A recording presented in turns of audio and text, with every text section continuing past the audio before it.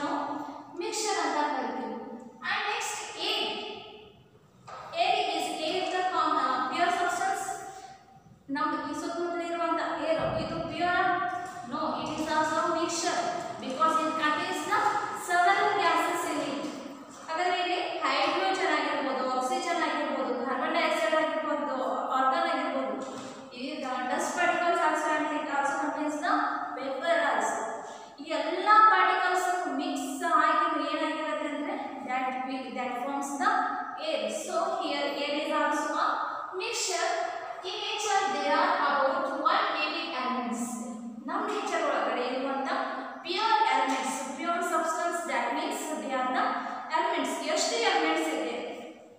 there are 118 elements are there in our nature. ನಿಮಗೆ common ಆಗಿ GK ಒಳಗಡೆ ಬರುವಂತ question, how many elements are there in our nature? ನಮ್ಮ element, ನಮ್ದು nature ಒಳಗಡೆ ಸಿಗುವಂತ ಎಲಿಮೆಂಟ್ಸ್ ಎಷ್ಟು ಅಂತ ಕೇಳ್ತಾರೆ. ಹಾಗಾದ್ರೆ there are the 118 elements are there in our nature. The entire universe is made from these elements. Here our entire universe means our jagat, our world is entirely it is made from the elements. ಹೌದಾ? ಹಾಗಾದ್ರೆ ಈಗ ನಾವು ಇದೇ ಒಂದು board ಅನ್ನು ತಗೊಂಡ್ರೆ that is made from the elements. And if you take the chalk is the ಸುಣ್ಣ. ಆ ಸುಣ್ಣಕ್ಕೆ ಏನಂತ ಕರೀತೀವಿ ನಾವು? Calcium carbonate. ಹಾಗಾದ್ರೆ that is also contains the elements of the calcium and the carbon and the oxygen also. That is also made from the elements. And if you take the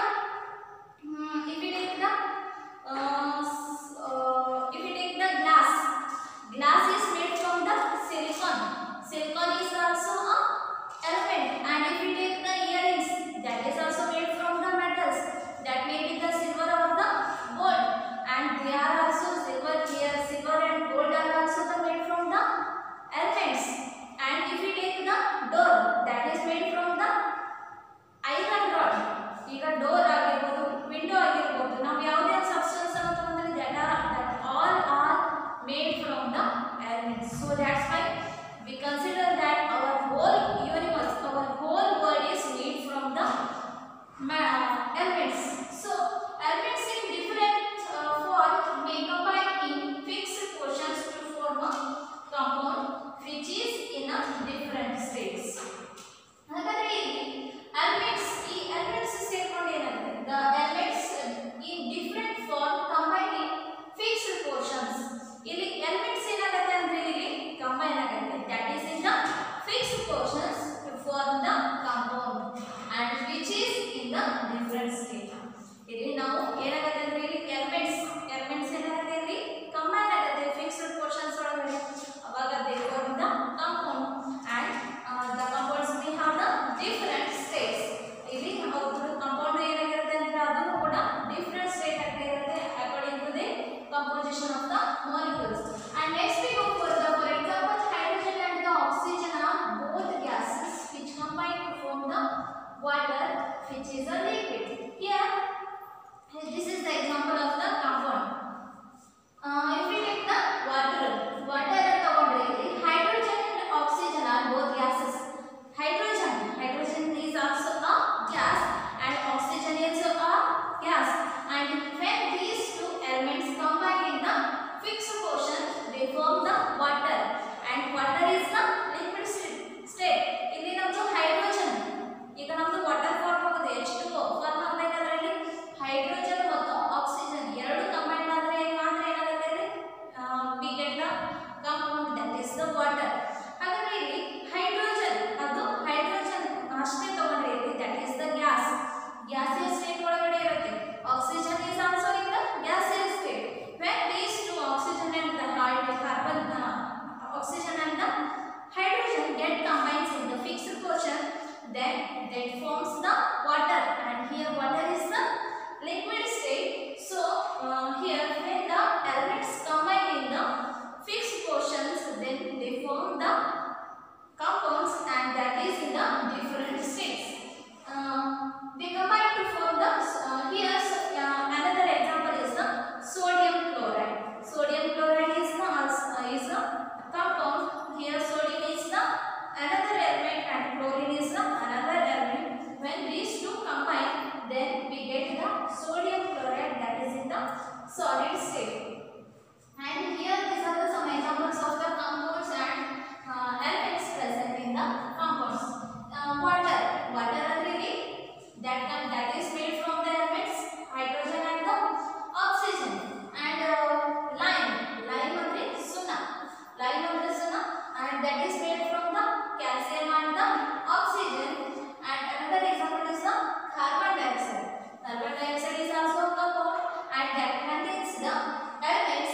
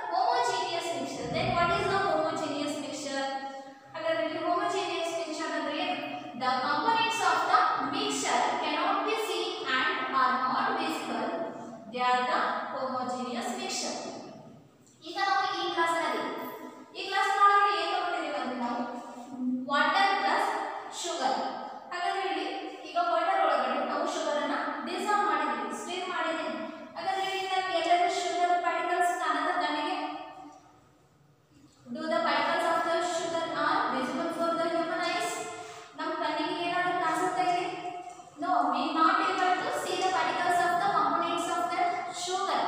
ಆ solution ಒಳಗಡೆ ಇರುವಂತ ಆ components ಅನ್ನು ನಾವು ಕಣ್ಣಿನಿಂದ ನೋಡಲಿಕ್ಕೆ ಆಗಲ್ಲ. So it is a homogeneous mixture. Our definition says that the components of the mixture cannot be seen and are not visible. The component of the mixture cannot able to see by the naked eyes. ಕಣ್ಣಿಗೆ ನೇರವಾಗಿ ಕಾಣಲಿಲ್ಲ ಅಂತಂದ್ರೆ components ಅನ್ನು that mixture is the homogeneous mixture. For example, mixture of the sugar or salt in the water.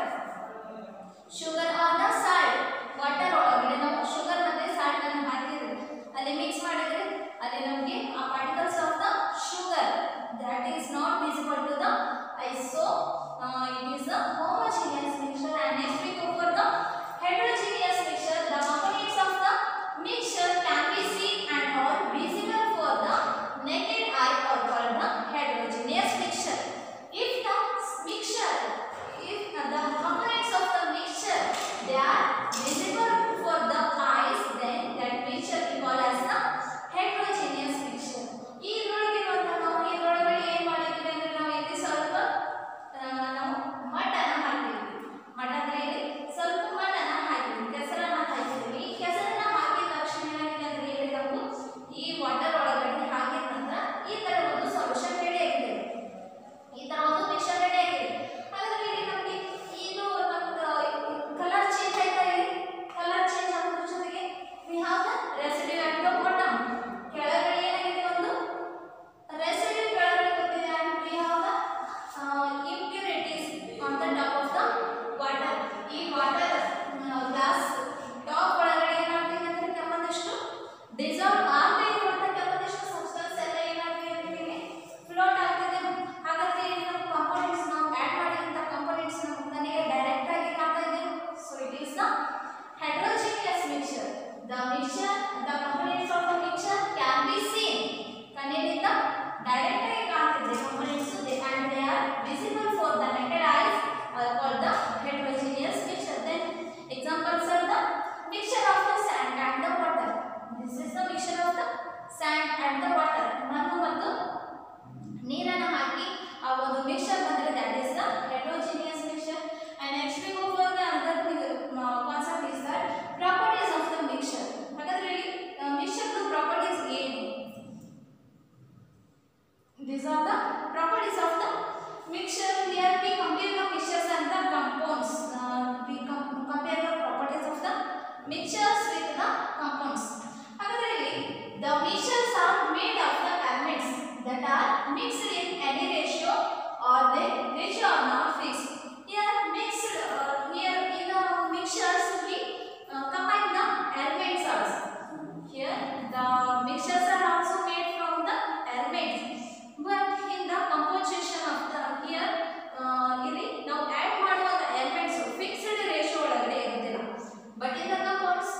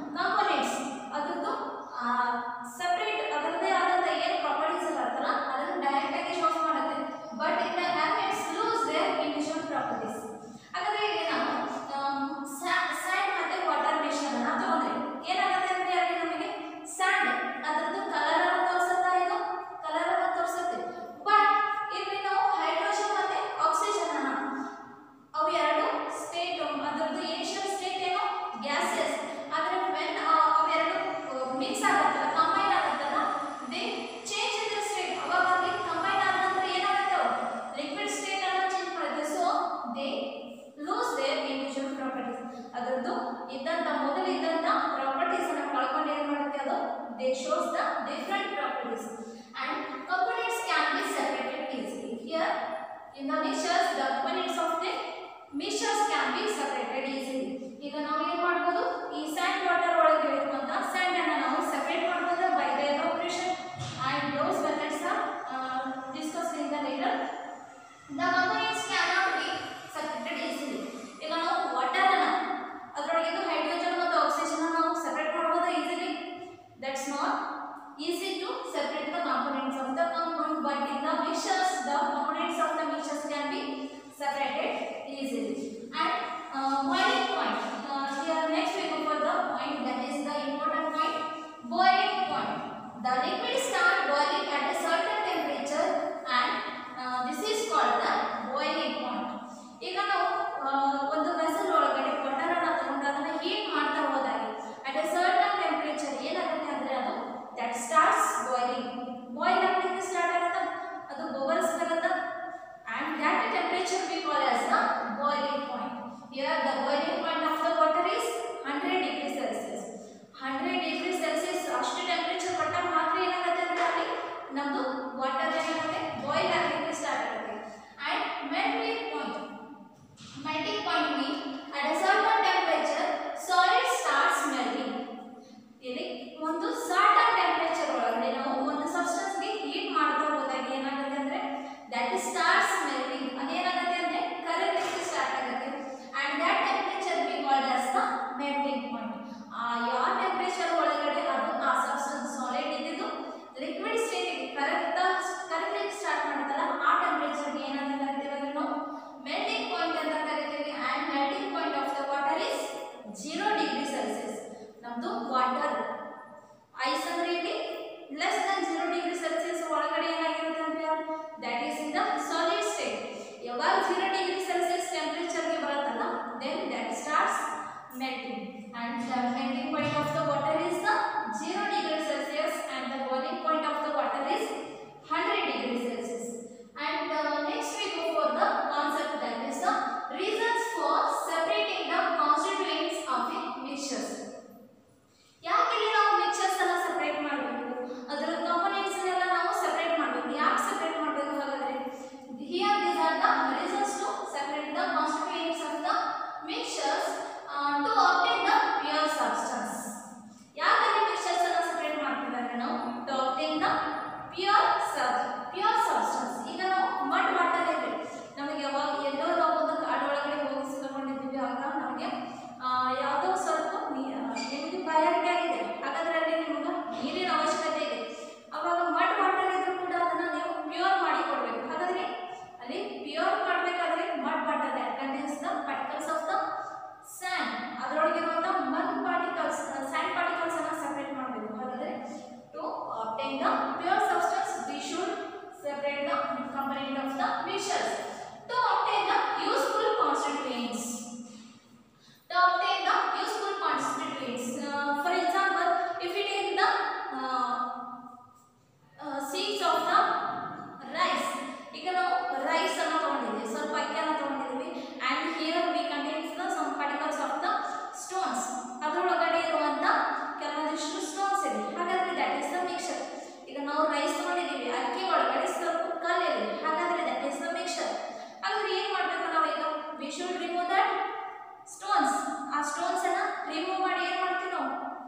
Pure substance ನಮಗೆ useful ಇರುವಂತ constituent ಅನ್ನ ನಾವು ತಗೊಳ್ಳಿಕ್ಕೆ ಏನು ಮಾಡಬೇಕಾಗುತ್ತೆ ನಾವು? we should separate the mixtures, components of the mixtures, and to remove the undesirable constituents. In the same way, if the substance contains some undesirable particles, and if we have the useful uses from that substance, then you should remove that. You should separate the constituents of the mixtures. ಇಲ್ಲಿ ಕೆಲವೊಂದಿಷ್ಟು undesirable constituents ಅನ್ನ ಅಲ್ಲಿ separate ಮಾಡೋದ್ರಿಂದ ನಮಗೆ ಅಲ್ಲಿ substance use ಇರುತ್ತೆ, ಅಲ್ಲಿ ಏನು ಮಾಡ್ತೀವಿ ಅಂದ್ರೆ ನಾವು we should separate the constituents of the mixtures. And next we go for the methods of separating constituents of the mixtures. ಹಾಗಾಗಿ ಇಲ್ಲಿ ಮಿಕ್ಸರ್ಸ್ ಅನ್ನ ಸೆಪರೇಟ್ ಮಾಡುವಂತ ಕೆಲವೊಂದಿಷ್ಟು ಮೆಥಡ್ಸ್ ಅನ್ನ ನೋಡೋಣ. Here we have there are different methods can be used to separate the mixtures depending upon the nature of the desirable and the undesirable constituents.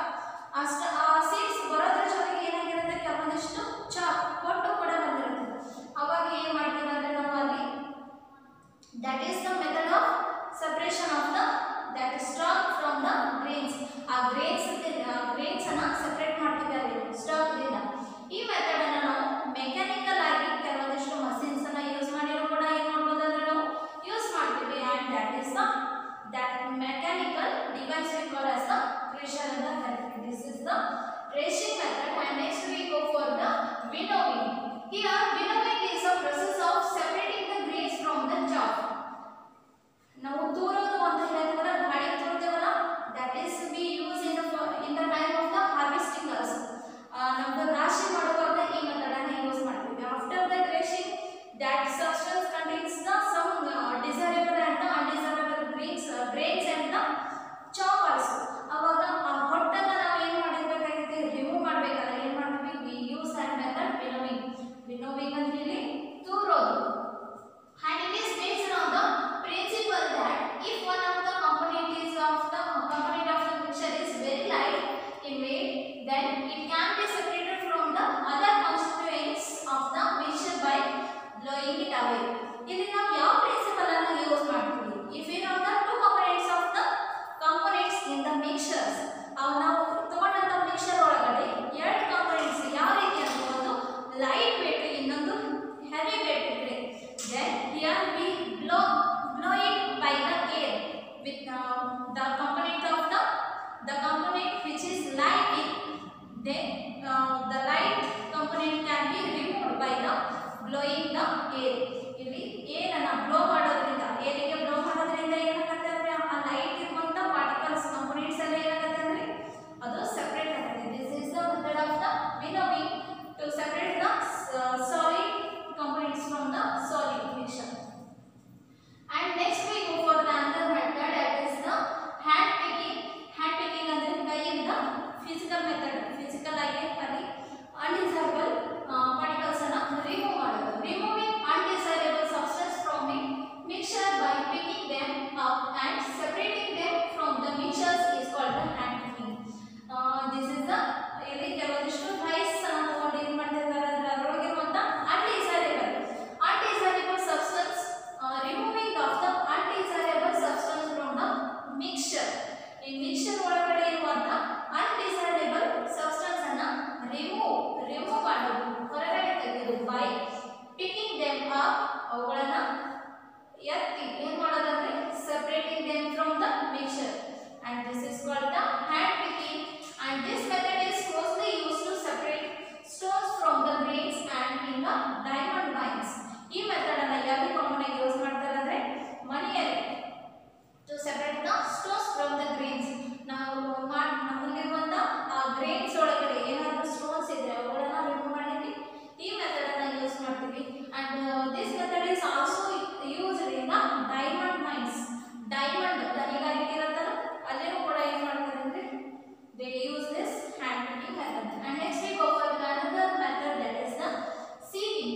Sieving is usually applied with many holes for a gauze with the holes of the specific size. Sieving ಅಂದ್ರೆ ಸಾಣಿಸ್ತೀವಲ್ಲ ನಾವು, that is the siever, and sieve is usually applied. Here a sieve ಅಂದ್ರೆ ಸಾರಿಗೆ, that is a plate. ಹೌದಾ, ಯಾವ shape ಇರುತ್ತೆ ಅದಕ್ಕೆ, that is in the plate shape and with the many holes, and they contains the many holes. ಅದರೊಳಗಡೆ ಏನಾಗಿರುತ್ತೆ, ಸಣ್ಣ ಸಣ್ಣ ಹೋಲ್ಸ್ ಇರುತ್ತಲ್ಲ, or the gauze with the holes of the specific size. ಆಮೇಲೆ ಅದರೊಳಗೆ ಇರುವಂತ ಹೋಲ್ಸ್ ಯಾವ ರೀತಿಯಾಗಿರುತ್ತೆ ಅಂದ್ರೆ ಅಲ್ಲಿ ಅದು specific size.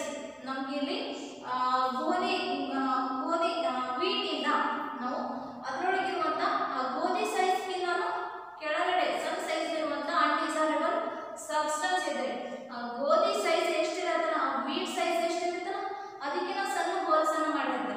and by using that holes we can easy to remove the undesirable substance of the components of that mixture. And these are the size of the holes of the sieve depends on the size of the particles to be separated from the mixtures. ಇಲ್ಲಿ